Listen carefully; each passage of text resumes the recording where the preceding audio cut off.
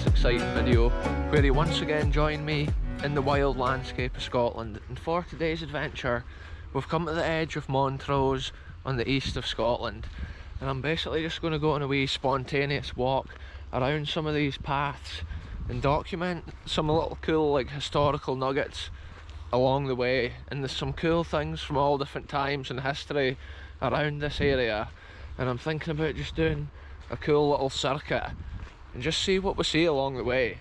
So let's get into this adventure, folks. I've basically just parked the car next to what used to be the old steam railway. I can't even speak, folks. Yeah, the old steam railway used to run right along the landscape here in Scotland, but obviously now that's abandoned and gone. So that's the cool historical detail. You can imagine at one time maybe the steam trains rattling along there, and nowadays the sewage works is at this side, but that used to actually be the World War II airfield right there. So that's another cool historical detail, folks.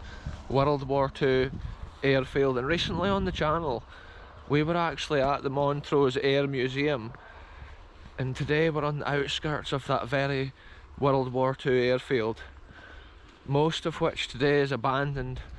Some of it is like football pitches and cricket pitches and BMX track and things like that, but other parts of it's just wild land like this right here.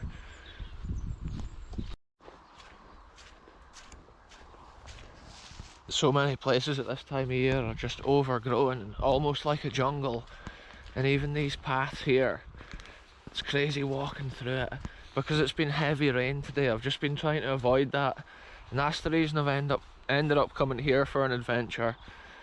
It looks like we've got a spell of sunshine or dry weather anyway at the best. Wow, look at this, the colour of this tree here. So on this walk here I'm going to document some of the cool little abandoned wonders in relation to the old World War II history in this area. But there's also a cool little Cold War nugget of history up at the far end as well that we'll go and take a look at.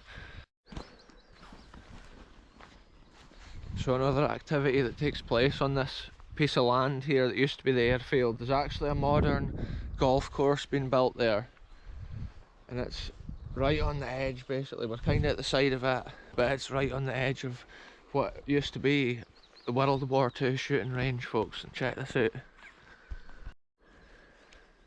It's mad because from here you can hardly even see it, but down in this hollow is the old firing range, and it's a crazy structure of World War II, almost forgotten in this landscape. Wow, check it out. I have documented this a few times on my channel. There's two of these on this piece of land, there's another one further over, but I just thought it's a cool place to stop and document as we make our way around on this little walk. And this has been like a little guard's hut here. That's a little defensive post, maybe somebody stationed. And then I'm sure there's a little lookout, but it's so overgrown. You can see it, folks. This time of year everything's just so extremely overgrown with the bushes and the shrubbery, and that's why often the landscape can cover places like this after hundreds of years. The vegetation just covers it over. Look at this, there's some of the original mechanical devices here within this structure. Wow, what a scene of history once again on the channel, folks. I always say it, but it's just amazing to come to these places now and again and see how they are. Or when you're visiting places like this, it's almost like travelling back in time when you imagine it in its prime, when the war was going on and these places were training the soldiers and pilots that were going out to the front line to defend the country. And this whole area behind me used to be the World War II airfield. It's an incredible scene today. I think the golf course uses this bit as a bit of a quarry. I'm not sure if they get sand for their bunkers or whatever, but most of the ground around here is just sand once you go underneath grass and bush level. Anyway, let's head on with the next interesting area on this adventure. The paths are just crazy. These are spiky bushes. So here's the second firing range. Once I looked up to my right, I could see it, and I just thought it's worth coming along just to record it as we pass it by here, folks. Check it out, this one's even longer. You can hardly see the other end because it's such a long firing range. So many infantrymen or whoever was getting trained here, so many of them could be trained at one time. Imagine the noise from a place like this when both firing ranges were in operation. Imagine how busy this place must have been at a certain time. And then one day after the war it just fell silent, disused because it wasn't needed. And the places like this are almost forgotten, lost to nature and time out here. Look at that, it's almost like the plants and shrubs have taken this back over. Wow, it's a serious structure, but it's similar. It's built similar to the other shooting range that we saw a minute ago. It's got the wee guard's hut there at the entrance. There's been a proper sized door on there. Look at the size of that hinge right there. Or that's where it would have bolted. The hinge is actually at this side, folks. And look at that, the wooden piece still on the wall. Anyway, let's head on, folks. What a mad adventure. That firing range there is more destroyed by the land it's in. The sand dunes are actually pushing it and the rear wall's starting to lean. And that's how it's cool to record it on wee videos like this and remember the history before it falls down fully. And it also links with the video when we were at that Montrose Air Museum. It's cool to see this side of the airfield. We're on like the outskirts of the airfield.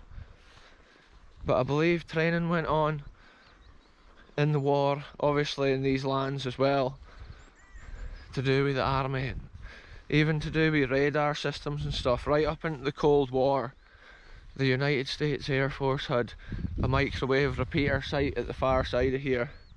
But apparently in World War II there was radar tests and operations carried out within this area as well.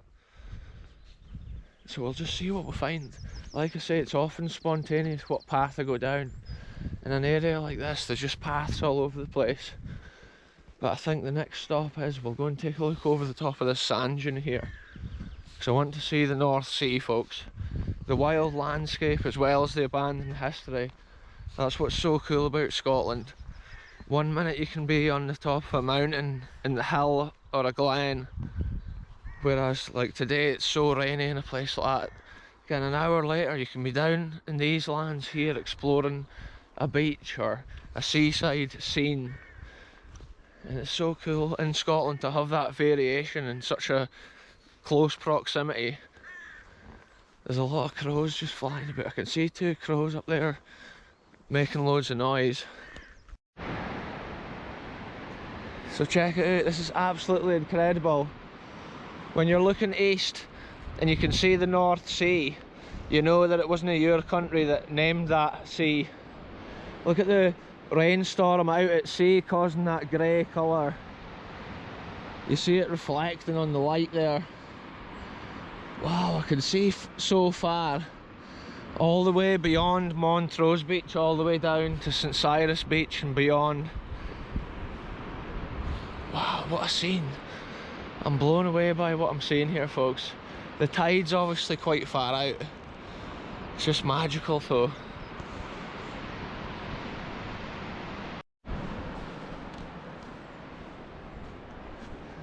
Wow, it's been a while since we've had the sand under our feet, folks. Yeah, this is mad. I'm just going to follow this path until we get down to the far side of the forest. I think there was like a path on the top of the dunes, but with the recent high seas and stuff, it's been washed out. So I'm going to head down here and go along this path. And I think there could be an old abandoned cottage, but I'm not sure if it's been destroyed. And that was another reason that I wanted to come around this way tonight. I wanted to see if this cottage was still standing, because last time I was round that way I could see the old markings on the woodwork where the joiner had written the original year when the house was built. So it's interesting to see if it's still there. Look at that, folks, the wee cottage is still here, and it's an old fishing bothy cottage, and this is where they would have hung their nets on these big poles here that still stand within the land to tell the story of the history. But the little house is also still standing, which is so cool to see. Check this out here then, folks, this is mad. I just put the wind socket onto the camera because the wind was blowing through super strong. Whoa, there's pigeons. Yeah, up there on the roof. 1907 it says. On the woodwork. And that cottage has been abandoned there for ages. I think for years it was a bit of like a hangout spot and a den. For the most recent years, like after it was abandoned. But I'm not sure if somebody's bought it for redeveloping it or whatever. Must be like some little shed. Some little outside shed, folks.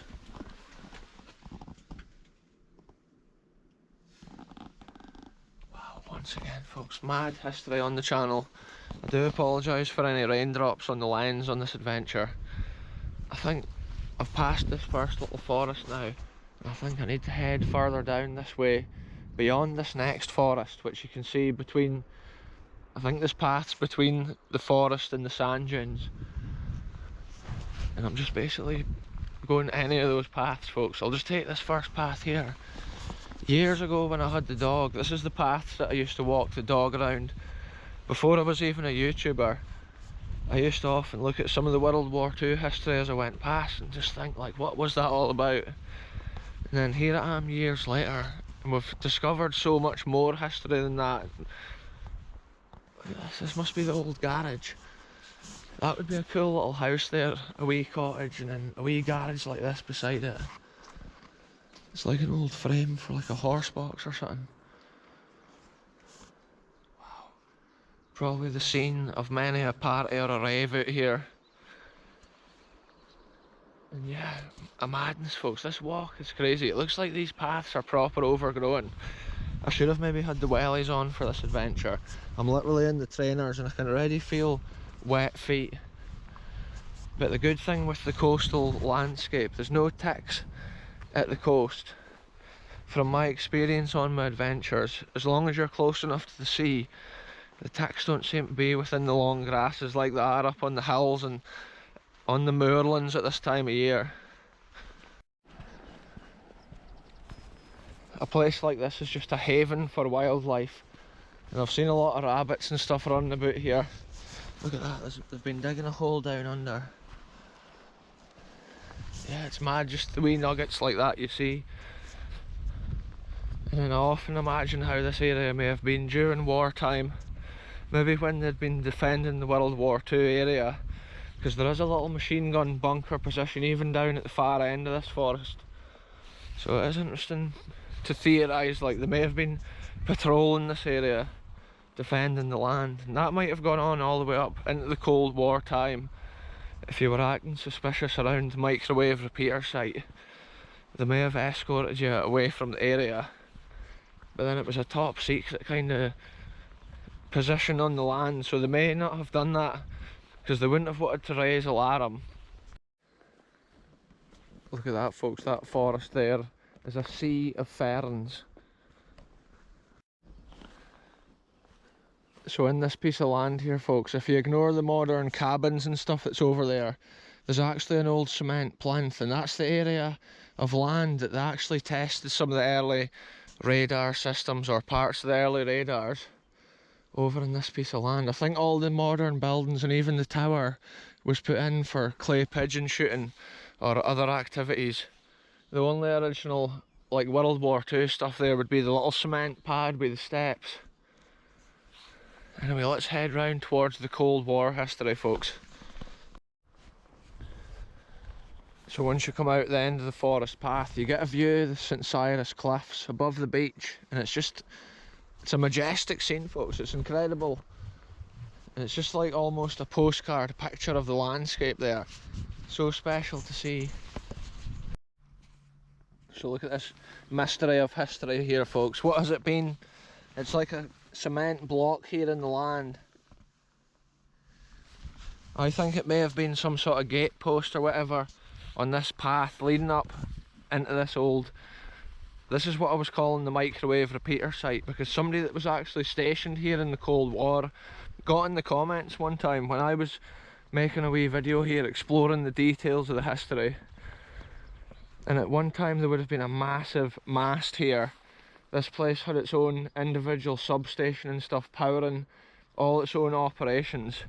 This building's been here since World War II on the land, originally RAF, and then later changed and developed into the Cold War alongside the United States Air Force and the RAF. They both used this site here, mostly controlled from the United States Air Force with their technology of that era, using the microwave repeater site to repeat their microwave radio signals, which is obviously a super high frequency radio signal they were repeating from this site onwards all over their network at that time.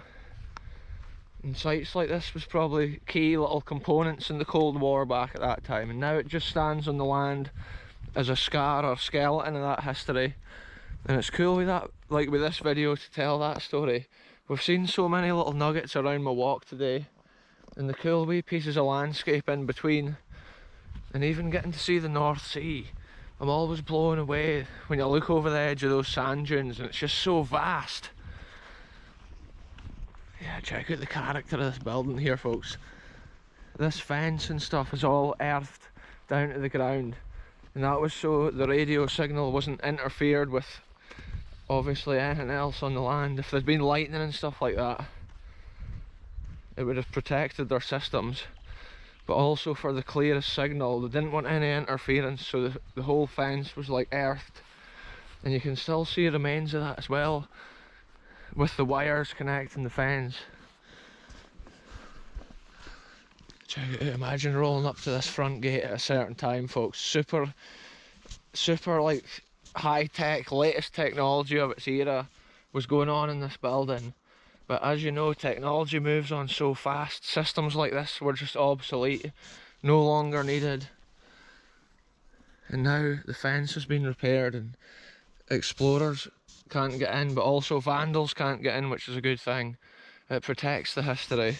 Look, there's one of the earth straps. At one time that was connecting the gate, and then you can see a secondary one there, and then every wire's connected together. And that's the kind of cool little details that I enjoy seeing. At one time this site also had its own generator, so if all its electrical systems had failed, they'd be able to fire up the generator and power their full system. And it's amazing to see a building like that fully kitted out in the Cold War era.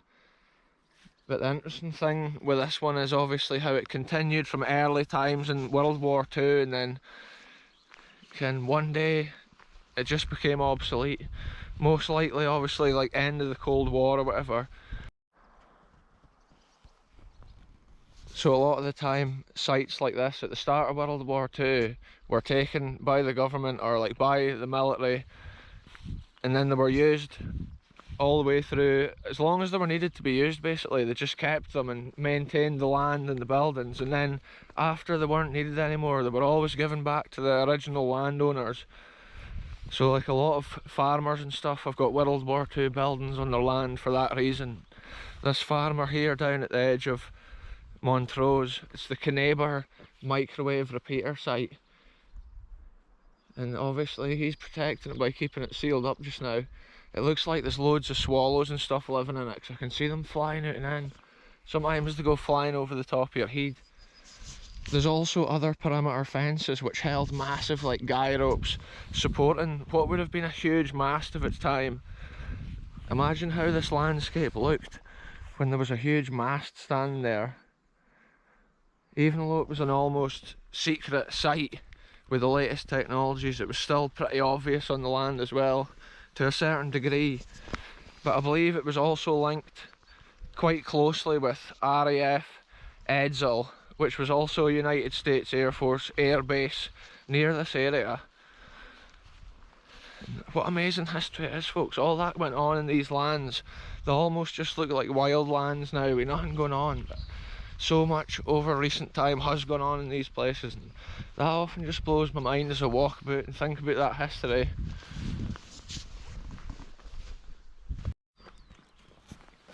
Look at that there, you see the last remains of the wee road which leads on into that wilderness, right to the front gate of that site that we just saw.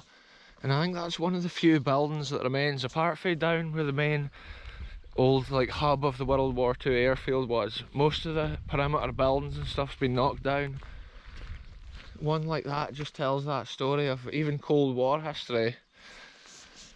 There's been a lot of flooding and stuff in these areas because of the heavy rainfall we've had. You wouldn't even believe it's June, folks, and we've had some cold and wet weather here.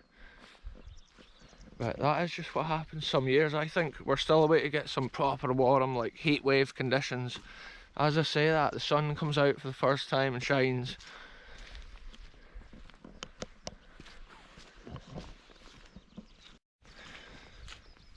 Some wartime masts and sites like that were actually built in specific places, depending on the geology underneath the ground. Different rocks and minerals can actually enhance the signal if the mast is built on top of certain rocks or whatever under the ground. And there's a lot goes into the positioning of them sometimes within the land, and that's an interesting fact. So I've just about made it back round as far as the old railway line where I started this adventure at. There used to be an old tree over here, and on it there used to be a tree swing for years and years. But now I'm sad to see the tree has fallen over with the storms and the wind. The tree's died. Look at this, folks. The wee bird up on the electrical line there is actually bright yellow, and I think they're little yellow hammers they're called. But if you just saw it at first glance, it looks like a budgie. And it's cool to see that variation of wildlife in the land here, and it's so tame. It's sitting directly above my head. Yeah, it's like bright yellow. But I think the sky's looking so grey and stormy over this way. I think when I drive home it's going to be an extreme storm that I'm driving through. And it's been one of those days I was so eager to go out on an adventure and document some abandoned history. And in the end I had to dodge some mad like rainstorms. Yeah, it's not been ideal conditions, folks, but you know, on this channel we do our best to bring cool wee adventures, and often I love a walk like this with such a variation of things to see around the way. So look at it, folks, this is where my path joins the Angus coastal path. And that's the way I've just come from the old historical wonders.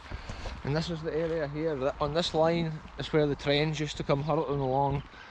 All these train tracks laid in the 1800s, back in the days of the steam railways. Nowadays it's perfect level land pretty much for walking paths and such like. And you get that all over Scotland. And this is quite a good one around by Montrose here. Wow, look at the colour of the sky, folks. I think the storms are moving in for sure. I was going to do the outro further back there, but then I thought it's cool to document this wee bit of history as well on the video. Victorian history here on the land and the old railway. And you can hardly even imagine it when you see it today. So peaceful. And the sound of all these birds just tweeting. There's been so much of it. There's so many different types of birds fleeing about. Plus so many rabbits and other types of animals running about. One time years ago I actually saw foxes in this area. Right, folks, that's me just about back to my car. So I'm going to end this one here. Thanks very much for watching. And yeah, I'll be back soon with the next ancient historical adventure in these wild lands of Scotland. I'm always amazed by the variation of stuff we keep finding, and it's cool to even go back maybe like a year or a couple of years later and see what's left of places like this on tonight's video. And I was amazed that little cottage was still standing, because at a certain time it looked like it was a way to get knocked down. Anyway, I'm ending this one here. Thanks very much for watching, and I'll be back soon with the next adventure, wherever I end up going.